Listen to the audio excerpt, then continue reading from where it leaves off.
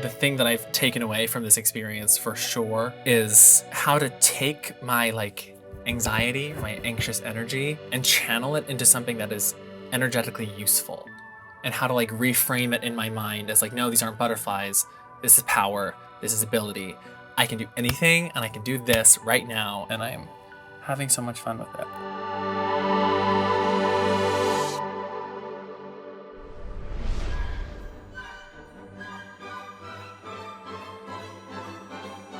My name is Marcia Marcia Marcia, season 15 RuPaul's Drag Race. Marcia Marcia Marcia.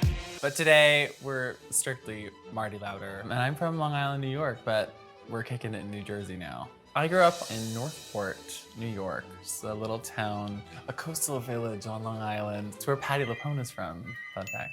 It was really, really lovely. I had a lot of kids my age in my neighborhood. My parents' home is very much like this. It's very cozy and sweet, and my town is very kind of idyllic. I come from a very sweet place, so I think my demeanor has sweetened in return. I have a twin sister, so we shared a lot of toys and things, so I was very into Barbies, I was very into the dress up, I was very into musicals. My parents would try to sign me up for theater camp, because when we went to see The Lion King, it was my first Broadway show, that I was literally on the edge of my seat like this the whole time. She was I couldn't believe how locked into it you were, and that's why they were pushing you to do it, because they saw that I was really entranced by it. I was always a very effeminate child, and that doesn't always mesh well with people in school or people at home. But I was always very much in my own world. Wizard of Oz specifically was very, very big for me as a kid, and my mom said that I would stand in front of the TV and I would dance around like the scarecrow during If I Only Had a Brain, which I think is a sweet story. I've always been very sure of myself, so I think I saw myself in this world that was bigger and brighter and more colorful and a little more magical, and that's the world that I was living in my head. And then when I started doing theater, I was oh, these are my people, which was really, really nice. I think for young people that maybe struggling in one way or another, arts can be a form of escape in some ways, but sometimes it's a way to dive deeper into those feelings that you're having. You have to work through things, not work around them. And if you're feeling something really, really strongly, whether it be a sadness or an anger, there's a lot to be angry and sad about right now. Sometimes putting it down onto paper, or putting it down onto a canvas, or they're just thrashing your body around in a dance studio, something like that, all of it is helpful. I didn't really get into the arts until middle school. That was when I started dipping my toe in the musical theater, because I was a competitive gymnast for 9 years before that. And then the time came to choose, because I didn't have time for both. So I said, I think musical theater is probably more fun. Because of gymnastics, I had a great facility for dance. I was very flexible and I was very strong, but I just didn't have any of the dance techniques. So then that summer, going into high school, I was taking dance classes at this local dance studio. I was in a beginner ballet class, because I was oh, that's what I have to learn. So I was in a class with little girls. I was the best one. Shocker. My life is kind of crazy. So we moved, yes, on a Friday. Today is now Monday. I've never had a kitchen this big, literally ever. My last apartment did not have a dishwasher, and now it does, which is great because I hate doing dishes. That was big. Kyle doesn't have to do my dishes anymore. Yes. Happy to do them, but nice not to have to, yeah. We've never had an oven this big or a microwave this big. That's the glory of moving to New Jersey, is that everything is so much bigger for the same amount of money. Also, I like to collect weird little pictures from around the world. This is from a thrift store in Arizona. Most of the art and stuff is thrifted, because I love finding a weird little Victorian child that's crying on velvet or something, and I'm perfect for the living room. These are some of my favorites. There's this designer here in New York City, Tanner Fletcher. They're starting to really pick up steam. They're dressing a lot of people, and they also they collect a lot of weird little grandma-y things like I do. And they make really beautiful clothing. Oh, gosh, it's so Marcia. Every time I post anything, I'm like, oh my God, it's so Marcia. This is the lamp corner. We don't know what we're doing here yet. My sister painted this picture of my dog. It's so good. I love it. It looks just like her. And then this is the current drag room office situation. You might remember, I had a little backpack in to Meet the Queens, and it was this big daisy. Marcia, Marcia, Marcia. I literally use it like a vampire. I just pull the stuffing out of it when I need to stuff other things. But yeah, this was the backpack that I wore in the Meet the Queens that is now so sad to look at. And this is Ribbon, which is gonna go in the bedroom. And we've finally upped to a king bed this time, which I'm thrilled about because I am like a fish when I sleep. I'm like flopping around and stuff. And I have yards and yards and yards of this blue velvet ribbon. I'm gonna make, hasn't seen it yet. I'm gonna make little bows so we can keep the windows parted. Yeah, just a lot of blue. This room is blue, and we have to find a big something right there. I don't know what it's gonna be, but we'll figure it out at some point.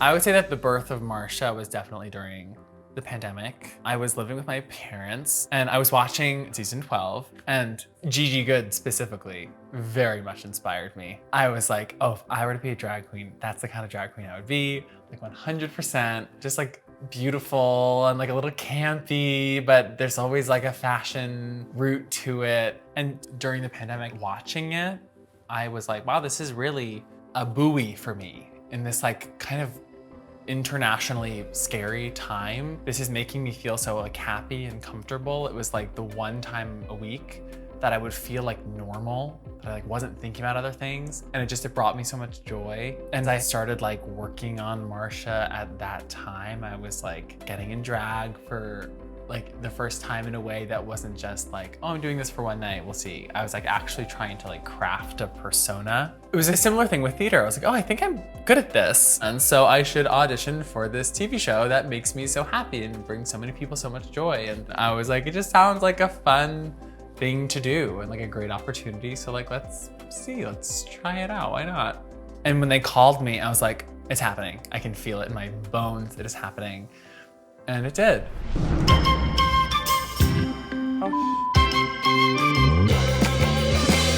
Ow, my nose. Oh, Marcia, Marcia, Marcia.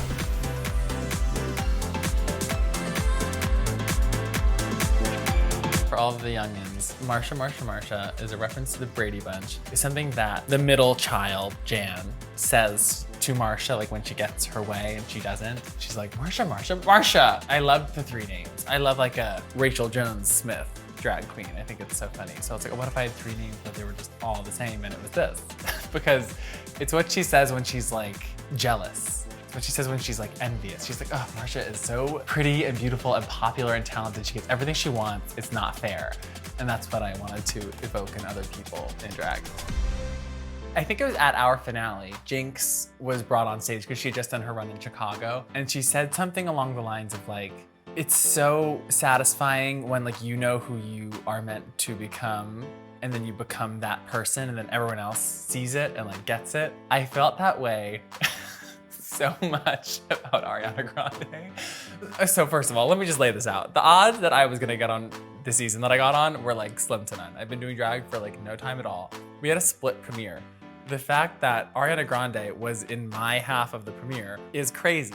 The fact that I met her and she thought I was interesting and like liked what I did when a lot of people did not was like amazing.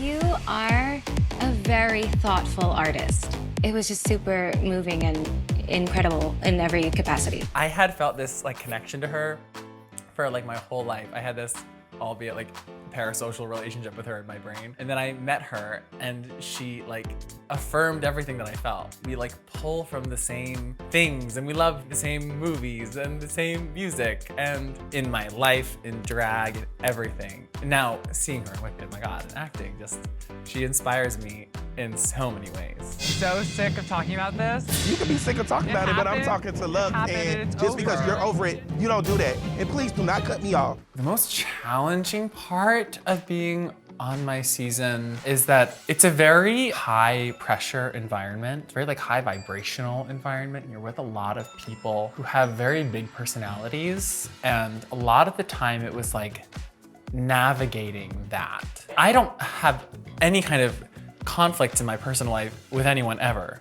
So the fact that I had like weird like interpersonal conflict at moments, I was like, this is not something that I'm used to, because I'm very sensitive myself and I'm very sensitive about other people's emotions. And the way that I guess I tried to deal with it was that I always tried to be like as aware of myself as possible. And like, I'm the first person to admit that I'm wrong or apologize if I've hurt your feelings or anything like that. So having these like untucked arguments was like really hard for me to kind of process and deal with. So it's just always being polite and nice to people, but holding my boundaries very close. I want to experience the creative process, like even like the frustrating parts. It allows me to like get out of my head for a second and just like make a corset really quick.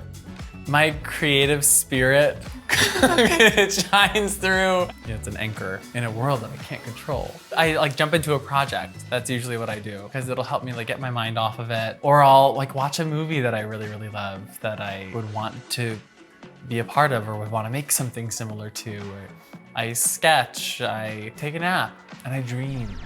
The time has come for you to lip sync for your life.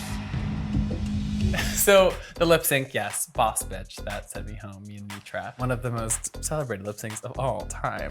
That was so fun. I think the reason that it paid off for me, at least so well, is because that's like not the kind of song that I perform. And it is the kind of song that a teacher would perform, and people were just expecting me to be bad. But I think it's funny like how not aware you are of your surroundings. Like I did that back bend and then I just like kept going. And I was like, okay, great. We did the number, whatever. And one of the producers pulled me aside and was like, that was the best lip sync of the season. I can't believe she jumped over you. I went, what? When did she jump over me? They're like, yeah, you were like in a back bend and she jumped over you. And I was like, I did not know that. I am a dancer. People like to make those little videos of the best queens that are dancers that have been on RuPaul's Drag Race. They like to leave me off of that. Well, I'm in a Broadway show and I'm dancing 8 times a week, so come see me. I'm making little poofy sleeves because I have big man biceps, unfortunately, so I have to cover them up if I want the shape to make sense. I'm currently making my beautiful Glinda dress for a little fundraiser that I'm doing in Brooklyn. It is to benefit trans youth. We're doing a little popular because I haven't gotten to do it yet, and I'm so jealous of everyone that has. So yes, I'm making like big poofy sleeves for the side to kind of like carry out this volume. I really do believe there is nothing as satisfying as like seeing something in your head and then making it and being like, oh my God. Like creativity is such a freeing thing. If it's as simple as like getting a piece of paper and a pencil and like drawing something, or just taking the leap and like buying a sewing machine or like buying some paint and just like going for it. I have so many sketchbooks, and if I just like go through them, if you're familiar with like my drag at all, you're gonna see it. Oh, I've seen you wear almost every single one of these because I had the impulse and I was able to execute it myself. And because I made it, it's like part of me too. It's even further more personal.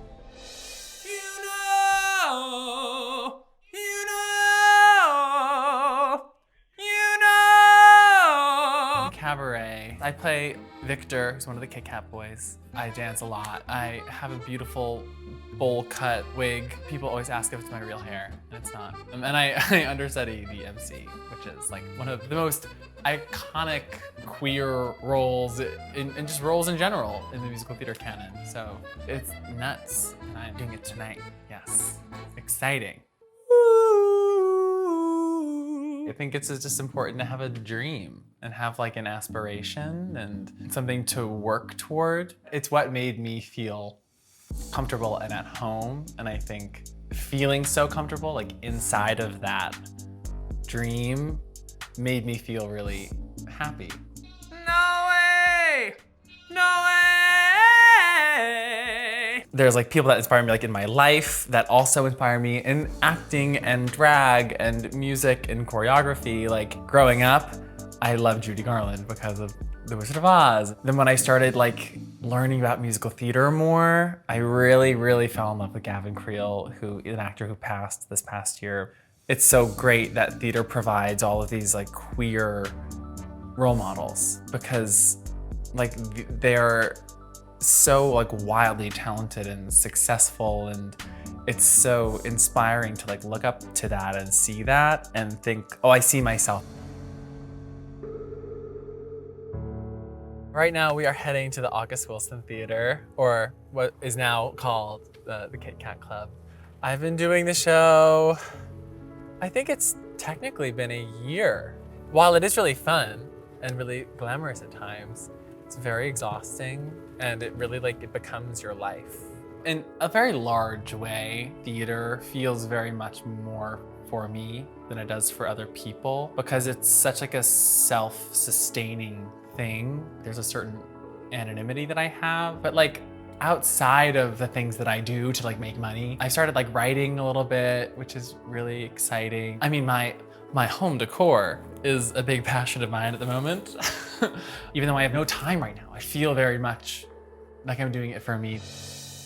Because I'm an understudy, I don't know when I'm gonna be asked to do this. Like there were days that I get to the theater at 5:30, I would get told at like 5:35, stop putting on your makeup and put on the other makeup.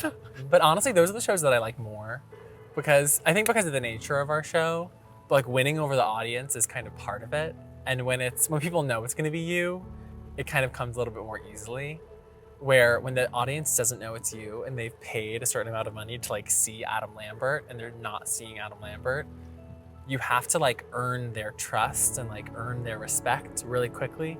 I like it better because it makes me like turn something on inside of me. It's like the sparkle like kicks in, like the stage presence kicks in because it's like, oh, I have to earn it today. I really have to earn it.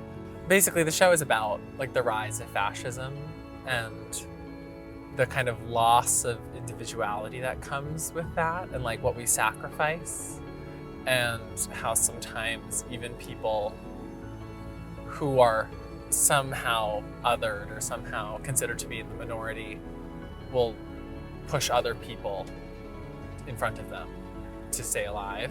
I think the people that see it and get it really get it. Like, for example, like my parents have seen the show right when we opened, and I think they saw me as the Emcee a couple weeks ago. My mom was like, it feels so different now. Like everything feels really different.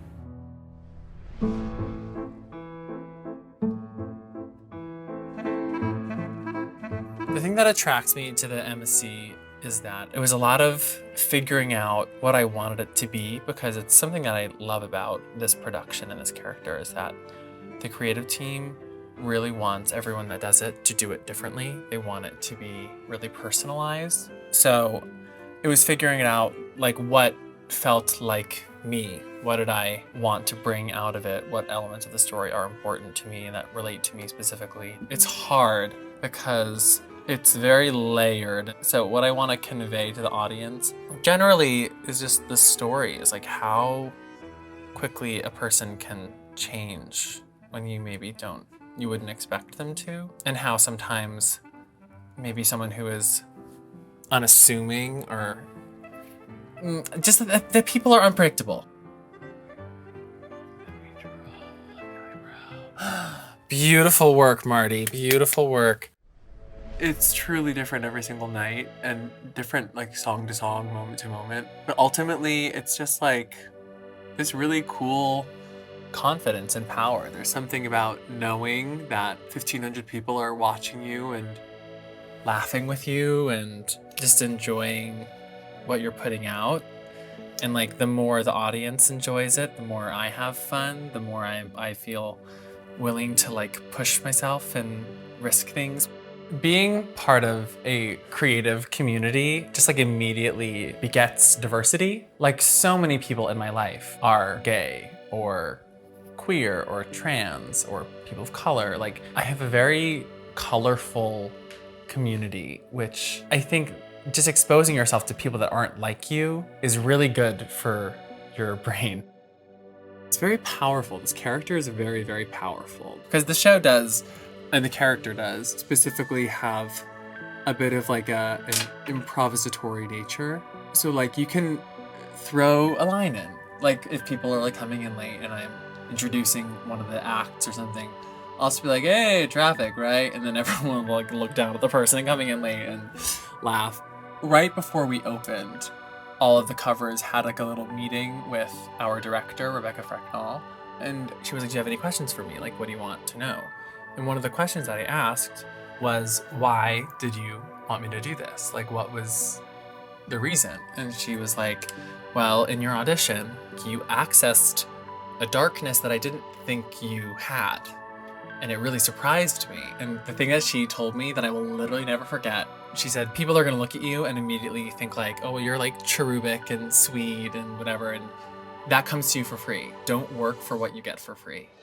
If I could go back to my younger self and tell them anything about like their creative journey, I would just say to like, keep like digging, like stick your heels in even farther, because this is something that you're good at. So lock into it, and your confidence is not unfounded. There's this like self-conscious thing that I think a lot of artists have, especially right at the beginning, that like someone's gonna see this, so it has to be this good, or it has to be this perfect, or it has to be exactly what I think I want it to be. But art is such an evolution, creativity is such an evolution, so start small and allow yourself to make mistakes, and then find the beauty in those mistakes. And then finding the joy and the beauty in it is so special and so unique. And I think it's something that we all have access to, and we just have to like allow ourselves to do it.